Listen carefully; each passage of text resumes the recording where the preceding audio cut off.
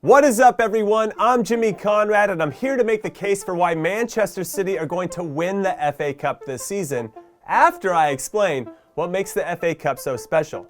And it's easy. They got there first, starting in 1871. Well, what about the Olympics? Come on, that started in 1896, 25 years later. Okay, how about the World Cup? That began in 1930. The Super Bowl?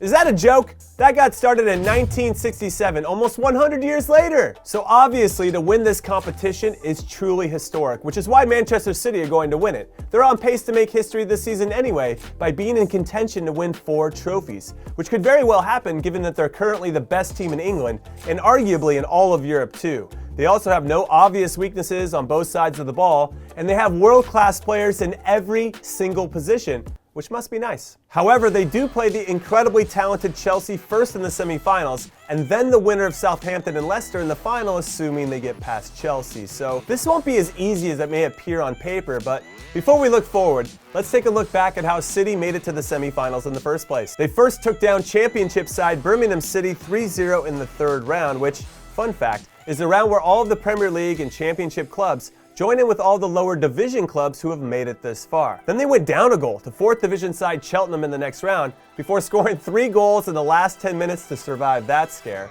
Then they handled Swansea with relative ease before being pushed to the very end, where they had to score 2 goals in the last 5 minutes to beat a very game Everton in the quarterfinals. But with each participant left in this competition all thinking the same thing, we're only 2 wins away from winning this historic trophy. Here are a few more reasons as to why I think Manchester City can win it all. 1, in their last 9 meetings against Chelsea, they've won 7 of those, including being up 3-0 over the Blues in the first 35 minutes of the game, in what ended up being a 3-1 win for City at the start of 2021. 2, their recent form has them on one of the best runs of all time, having won 27 out of their last 28 games in all competitions. And just to clarify, in case you didn't hear that correctly, this isn't some crazy unbeaten run of wins and draws. They have won 27 out of their last 28. And not only was the Chelsea result I just mentioned win number 4 on this streak, the other 2 semi-finalists got beat by them as well. Southampton was win number 22 after City demolished them 5-2 last month. And Leicester was win number 26 for a City team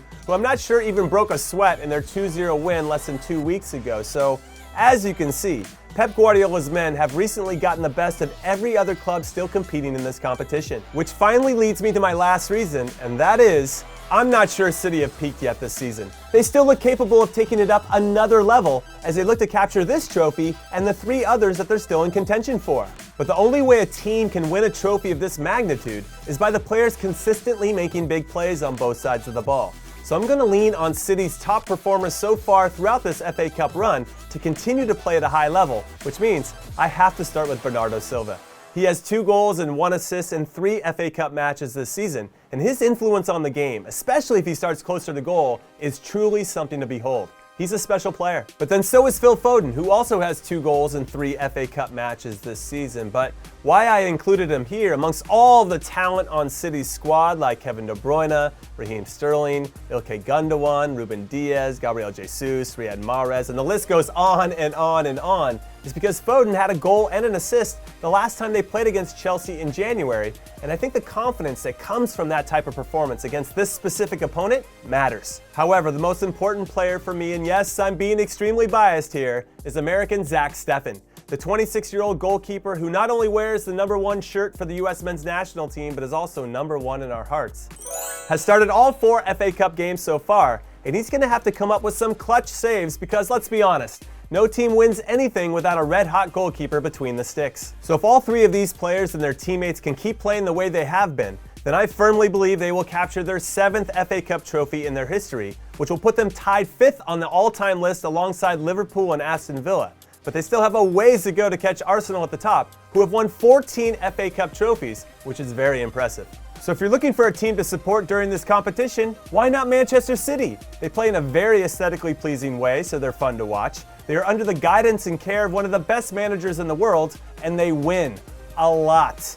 In fact, I liken them to the Golden State Warriors when Kevin Durant joined them and they went on to win back-to-back NBA titles because, like City, They could beat you in so many different ways, and because they're so good and efficient at what they do. Anyway, I could go on and continue to gush about my admiration for what City does on the field, but instead, why don't we all make time to watch them do their thing on Saturday, April 17th at 9:30 a.m. Pacific, 12:30 p.m. Eastern, and 5:30 p.m. GMT. Because their semi-final against Chelsea could be one of the best of the season as they fight for a spot in the FA Cup final.